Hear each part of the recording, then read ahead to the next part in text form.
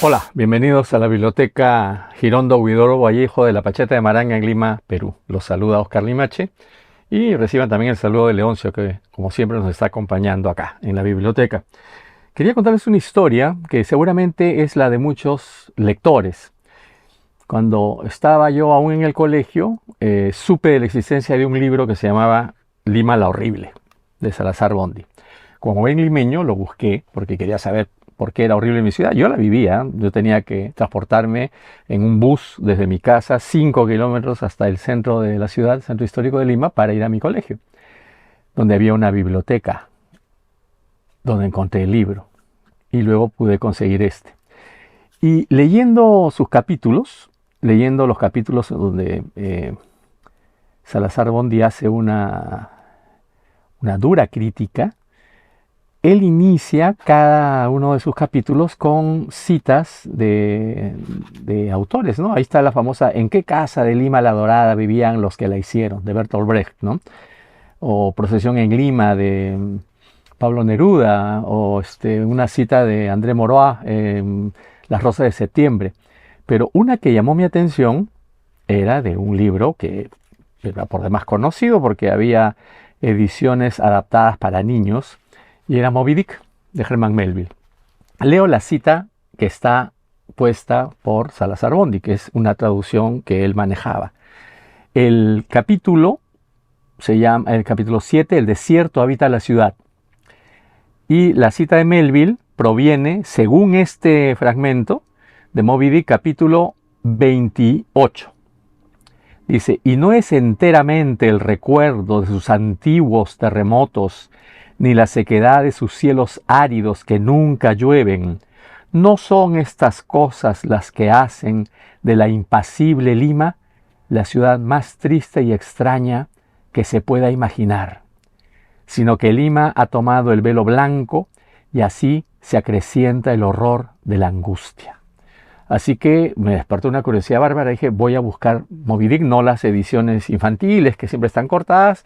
Y como ya he contado antes, pues iba yo a un kiosco a comprar libros usados, que estaba muy cerca de mi colegio, o los consultaba y los leía en la biblioteca y ya no los podía conservar. Y en este kiosco conseguí Moby Dick. Además, luego la cara debe ser más o menos conocida, ¿no? Quienes hayan visto la versión cinematográfica es Gregory Peck haciendo del capitán Ahab, ¿no? El capitán desquiciado que le interesa solamente capturar a Moby Dick porque le ha privado de una pierna, ¿no? Y tiene el reemplazo de la pierna de palo.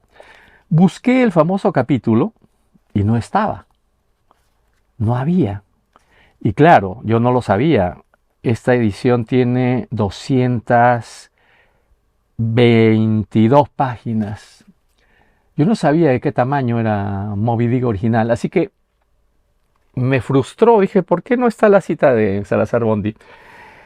Y bueno, en el mismo kiosco, un par de años después, miren, más gordito, Moby Dick, Bruguera, pero decía algo más, edición homenaje, y decía texto íntegro. Entonces dije, aquí la voy a encontrar. Y la busqué, y créanme que no estaba tampoco. Alguien se había comido el capítulo. ¿Por qué? O sea, el capítulo era muy extenso. ¿Qué pasaba? ¿Por qué había eso? Incluso la busqué con mucho cuidado, lo leí íntegramente y no había lo que yo estaba buscando. Lo más parecido, a ver, vamos a ver si está aquí, el capítulo 42, La blancura de la ballena.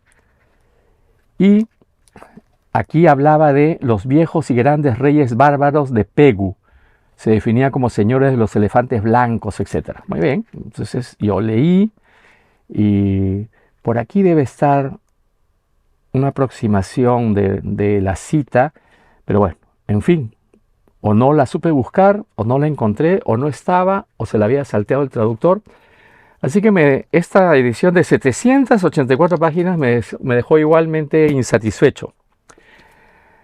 Encontré la explicación cuando, caminando por las calles del centro de Lima, en esa época estaban alfombradas por libros usados que se vendían, conseguí el Moby Dick en inglés.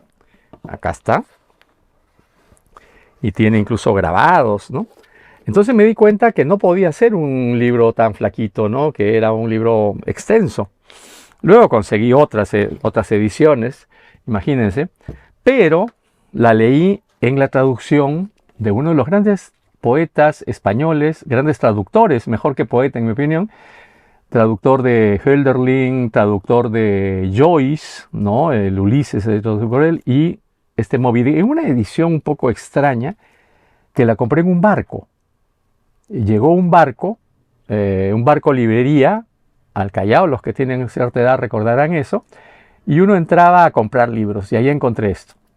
Pero previamente lo revisaban a uno, si se entraba con cosas o se robaba los libros, un trato un poco despectivo hacia los peruanos, un barco estadounidense. Pero vendía libros en español. Compré esto ahí y encontré finalmente la cita, pero con todo lo buen traductor que es, o era porque ya falleció, Valverde, que tradujo además Julio César de Shakespeare y algunas otras tragedias shakespearianas. Él menciona a los reyes de Perú, o sea, Pegu lo confunde con Perú. Entonces, de pronto yo leía esto y dice, los reyes de Perú, pues esto no es. Así que me puse a investigar y sí, Pegu existe en la Polinesia, etc. Quiero leer un fragmento, el capítulo es extenso, el capítulo 42, y no el que señala Salazar Bondi, lo que me hace sospechar que él leyó una edición también reducida, ¿no? Mutilada, cosas que suelen pasar. Felizmente las ediciones de poesía en la actualidad tienen su original en un lado y su traducción en otro lado, entonces sabemos cuándo se han saltado una línea. Pero eso no pasa con las novelas, y menos con las novelas voluminosas, de tal manera que nunca nos enteramos cuánto nos están robando. Así que el único consejo que podría darles a los lectores curiosos es que se consigan el original, ¿no? Y lean la traducción. De paso van aprendiendo un poquito del otro idioma. En el capítulo 42, La blancura de la ballena, vamos a retomar un fragmento y donde aparece la cita de Melville. Bueno, por si acaso acá tengo otros Moby Dick para leerlo ya cuando esté nuevamente, cuando tenga mi casa de playa, porque esto lo volví a leer frente al mar. O sea, siempre lo leí frente al mar, en Huanchaco, en Cerro Azul, en Playa Arica. Cada vez que viajaba, ¿no?, llevaba Moby Dick y lo iba leyendo. Me tardé 3 años en esa relectura. Así que comparto con ustedes, no se los puedo prestar porque están todos mis apuntes aquí, así que ahora lo comparto con ustedes. La blancura de la ballena, un pedacito. Acuérdate del albatros. ¿De dónde vienen esas nubes de asombro espiritual y terror pálido en que ese blanco fantasma navega por toda imaginación? No fue Coleridge el primero en lanzar ese hechizo, sino el gran poeta laureado de Dios, la naturaleza, sin lisonja.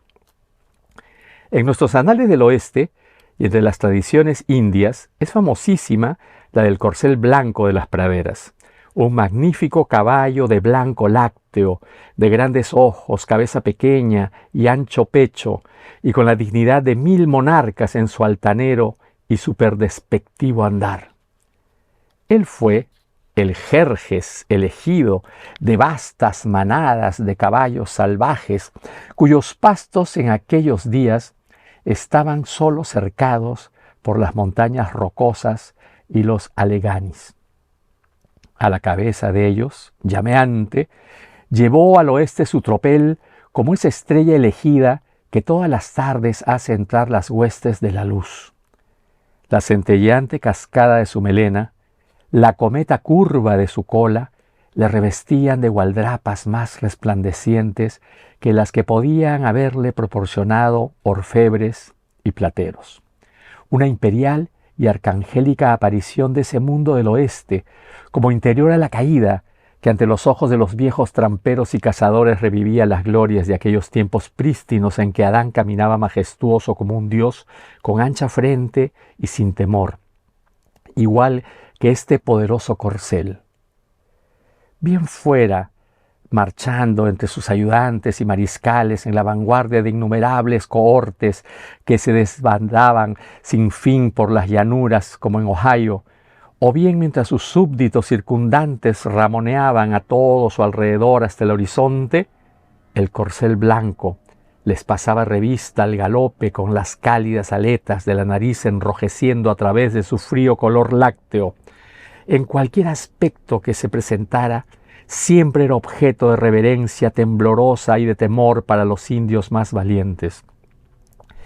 Y no se puede poner en duda, por lo que se halla en el relato legendario de este noble caballo, que era sobre todo su blancura espiritual lo que así le revestía de divinidad, y que esa divinidad llevaba en sí que, aunque imponiendo adoración, al mismo tiempo producía cierto terror sin nombre.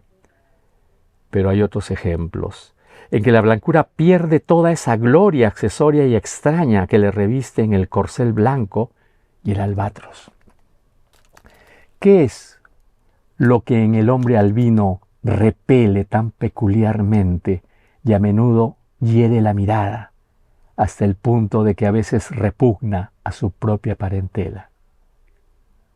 Es la blancura que le reviste, algo expresado por el nombre que lleva. El albino está tan bien hecho como otros hombres, no tiene deformidad sustancial y sin embargo, el mero aspecto de blancura que todo lo invade lo hace más extrañamente horrible que el más feo aborto. ¿Por qué ha de ser así? Ni en otros aspectos deja la naturaleza de alistar entre sus fuerzas, con agentes menos palpables, pero no menos maliciosos, este atributo coronador de lo terrible. Por su aspecto níveo, el desafiador fantasma de los mares del sur se ha denominado chubasco blanco. Y en algunos ejemplos históricos el arte de la malicia humana no ha omitido a tan poderoso auxiliar. Qué desatadamente realza el efecto de aquel paisaje de Froissart, en que enmascarados con el níveo símbolo de su facción, los encapuchados blancos de Gante asesinan a su bailío en la Plaza Mayor. Y en ciertas cosas la experiencia común y hereditaria de toda la humanidad no deja de rendir testimonio de la condición sobrenatural de este color.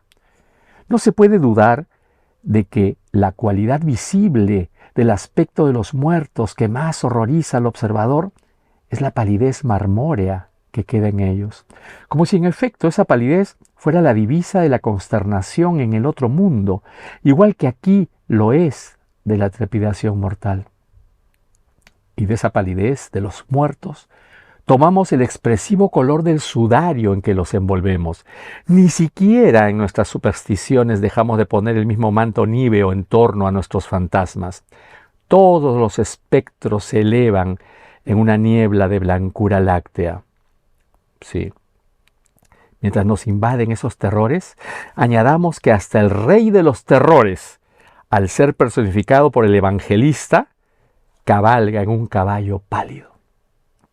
Por tanto, aunque en otros humores el hombre pueda simbolizar con la blancura cualquier cosa que se le antoje grandiosa o graciosa, no le es posible negar que en su más profundo significado idealizado evoca una peculiar aparición del alma. Pero aunque se establezca este punto sin disensión, ¿cómo puede dar razón de ello el hombre mortal? Analizarlo parecería imposible. ¿Acaso a fuerza de citar algunos de esos ejemplos en que esa cosa que es la blancura, aunque por el momento despojada por completo o en gran parte de toda asociación directa capaz de comunicarle nada terrible, se encuentra sin embargo que ejerce en nosotros el mismo hechizo, aunque modificado de algún modo? ¿Acaso, digo, podemos así tener esperanza de iluminar alguna clave azarosa que nos lleve a la causa oculta que buscamos? Vamos a probarlo. Pero en una cuestión como esta, la sutileza llama a la sutileza, y sin imaginación nadie puede seguir a otro por estas salas. Y aunque sin duda algunas, por lo menos de las impresiones imaginativas que se van a presentar, quizá hayan sido compartidas por la mayor parte de los hombres, puede ser, sin embargo, que pocos se dieran cuenta por completo de ellas en aquel momento, y por consiguiente no sean capaces de evocarlas ahora. ¿Por qué Para el hombre de idealización sin trabas, que no tiene acaso más que un vago conocimiento del carácter peculiar de esta fiesta, la mera mención del domingo in albis introduce en la fantasía tan largas, silenciosas e impresionantes procesiones de peregrinos a paso lento, con los ojos bajos y encapuchados de nieve recién caída. O para el protestante sin lecturas ni sofisticación de los estados centrales de Norteamérica, ¿por qué la mención pasajera de un fraile blanco o una monja blanca evoca en el alma tal estatua sin ojos? O, ¿qué es lo que, aparte de las tradiciones de guerreros y reyes en mazmorras, lo que no sería una explicación total, hace que la Torre Blanca de Londres hable con fuerza mucho mayor a la imaginación del americano que no ha viajado, que esas otras estructuras historiadas que están al lado, la Torre Bayward y aún la Torre Sangrienta? Y en cuanto a esas más sublimes torres, las montañas blancas de New Hampshire, ¿de dónde, en estados de ánimo peculiares, procede esa gigantesca espectralidad que invade el alma a la simple mención de su nombre, mientras que el recuerdo de la cadena azul de Virginia está lleno de una lejanía soñadora, suave y con rocío? ¿O por qué, prescindiendo de toda latitud y longitud, el nombre del mar Blanco ejerce tal espectralidad sobre la fantasía, mientras que el del mar Amarillo nos arrulla con mortales pensamientos de largas tardes, suaves y lacadas, sobre las olas seguidas por los ocasos más gozosos y a la vez más soñolientos? O para elegir un ejemplo totalmente inmaterial, puramente dirigido a la fantasía, a leer en los viejos cuentos de hadas de Europa Central sobre el hombre alto y pálido de los bosques del Harz, cuya palidez inalterada se desliza sin roce por el verde de la espesura, porque este fantasma es más terrible que todos los lulantes duendes del Blocksberg. No es en conjunto el recuerdo de sus terremotos derribando catedrales, ni las estampidas de los mares frenéticos, ni la ausencia de lágrimas en áridos cielos que jamás llueven, ni la visión del ancho campo de agujas inclinadas, bóvedas desencajadas y cruces desplomadas como penoles inclinados de flotas ancleadas, ni sus avenidas suburbanas de paredes de casas caídas unas sobre otras, como un castillo de naipes hundido. No son solo estas cosas las que hacen de Lima la sin lágrimas, la ciudad más extraña y triste que pueda verse. Pues Lima ha tomado el velo blanco, y hay un horror aún más alto en esa blancura de su pena.